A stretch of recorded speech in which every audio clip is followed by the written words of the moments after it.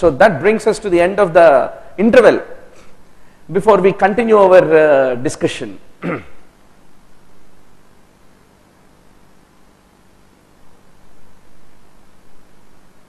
So I appreciate everyone who participated in this quiz. We'll have a little more review. Overall, everyone did very good, but for little ups and downs here and there. We'll continue our discussion, and at the end we'll have one more round of quiz. Don't sign out. Okay, doc. Where are we? Some angles of eye. We need to have a clarity. Alpha means between visual axis and optical axis. Alpha angle. Kappa angle is between pupillary axis and visual axis. Visual angle means any object, the angle that it will be tending towards the nodal point of the lens is called as visual angle. A very common question asked in the entrance is about direct and indirect ophthalmoscopy. What are the differences? In the direct ophthalmoscopy, you won't use condensing lens. Are you using here? No. Here you are using. Here you examine very close to the patient. This is another example of an indirect ophthalmoscopy. Virtual erect image is what you come across in direct. In the direct, 15 times magnification is there in the direct, but the perception of the depth, suppose you found one opacity, that is much better appreciated in the case of the indirect ophthalmoscopy. The area of the field of the focus is only 2 diopters, which we have, disc diopters, which we have answered the question. Whereas with the indirect ophthalmoscopy, you have a privilege of watching the visual field of a little more bigger diameter of 8 disc diopters. That's what you can do. If the medium is hazy, direct you can't, but indirect you can do even if the medium is hazy.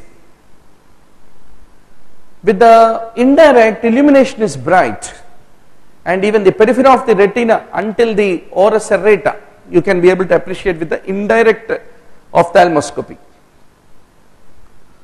Some trickling questions asked in the entrance exams, you need to be very sure. Thickness of the cornea, you appreciate by doing pachymetry. Field of vision is appreciated by campimetry. Movement of the eye by electronystagmometry. Anomaloscope, trigonometry, etc. You will detect the color blindness. What is the purpose of retinoscope?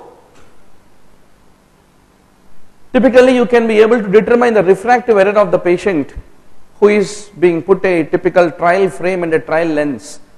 Using the retinoscope, how is the movement of the light reflex? You can be able to make up the refractive error. Tonometry measures the intraocular pressure, and the best type always is a applantation tonometry, where you almost touch it to the surface and calculate the IOP. Then what is gonioscopy?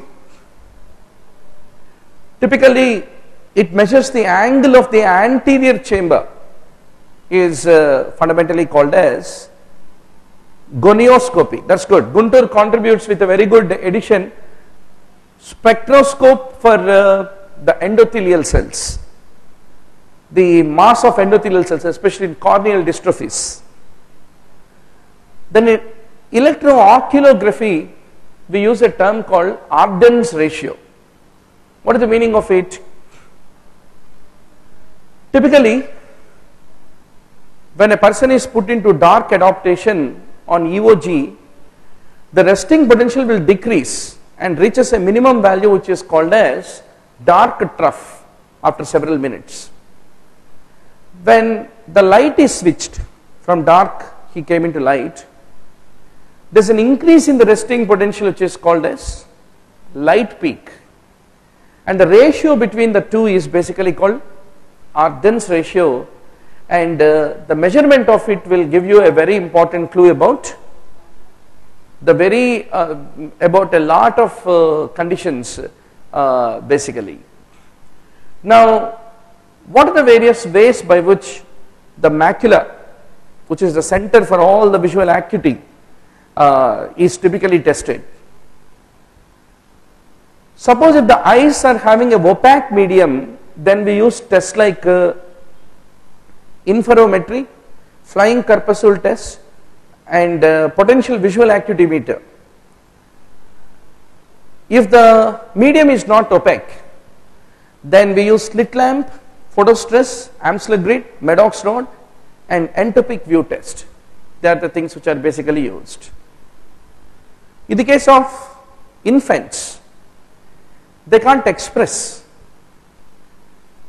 So we need to use, instead of subjective measures, objective way of assessment. For that we use what are called visual evoked potentials. When you put a imagery before anybody, the brain gets stimulated and we record those voltages from the retina through the optic nerve when it gets conducted through the visual pathway until the brain. We calculate the visual evoked potentials. Then all of you know this, Landau's rings. We typically use it for the visual acuity, just like Snellen chart. Then we use a swinging flashlight, which we already have seen, to identify the Marcus gun pupil. Now, a few comments about retinography. Typically, whenever the retina is stimulated by the light, then it produces an action potential which is recorded as electroretinography. You have a wave, B wave. Favorite question of the examiner. A wave is because of what? It is the rods and cones which will generate this first negative wave, which is called as A wave.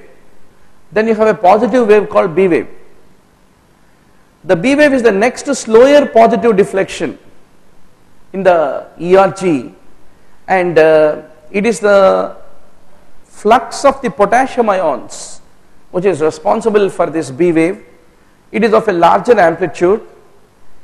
It is both the rod and cone activity, mainly cone activity, which is responsible for the B wave on ERG, is what need to be remembered. Now, if you look at the normal ERG, you have two kinds. In the dark, we take an ERG called scotopic ERG, then photopic ERG, and there is a big science. Not for lesser mortals like us. To master ophthalmology, you require a lifetime endeavor. For entrance, A wave, B wave. A wave is negative, B is positive, and from where they are originating. If you know, that's enough. Now, visual evoked potentials, are they helpful in the adult diagnosis? Definitely. You all know in multiple sclerosis, there is a demyelination of optic nerve that will decrease the rate of conduction through the optic nerve, and that can be appreciated by the alteration in the visual evoked potentials. So any young female coming with multiple neurological deficits in whom you are suspecting multiple sclerosis, you can do the visual evoked potential. Then you have a Farnsworth Munsell's 100 hue test. Name is threatening, but why we do it is very easy. Just you need to know, it is basically done to detect the color blindness. If you know that much, that's more than enough. Now, few things about the various conditions that affect the lid. In an elderly person, if there is a recurrent chalagion, you should always think a possibility of a sebaceous cell carcinoma. The most common type of the lid cancer which you come across is basically a basal cell carcinoma. The adhesion of the margins of the eyelids is called as ankyloblepharon. Now, few comments about congenital dacryocystitis. In some people, congenitally, there is a failure of the nasolacrimal duct to open into inferior meatus. Because of that, the tear secretions become pent up and that lead to tearing, epiphora. In some people, the inferior meatus, which is a bony part, may all the way go into occlusion. It won't be patent at all, where the dacryocystitis become a significant problem. A very common question is congenital nasolacrimal duct obstruction. If it is there, what do you want to do? Massage on the lacrimal sac by the mother and topical antibiotics are sufficient. We can also do lacrimal syringing and probe into the nasolacrimal duct, and if required, dacryocysto-rhinostomy and conjunctivorhinostomy can be carried out. So that is all the today's class, doctor. I think we made a good beginning, but if you all say you have energy for 20 more questions, we will shoot a quiz and answer it. How about it? Yes? Because NEET PG means our receptors are all in a upregulated state. Yes, no one says no. That's good.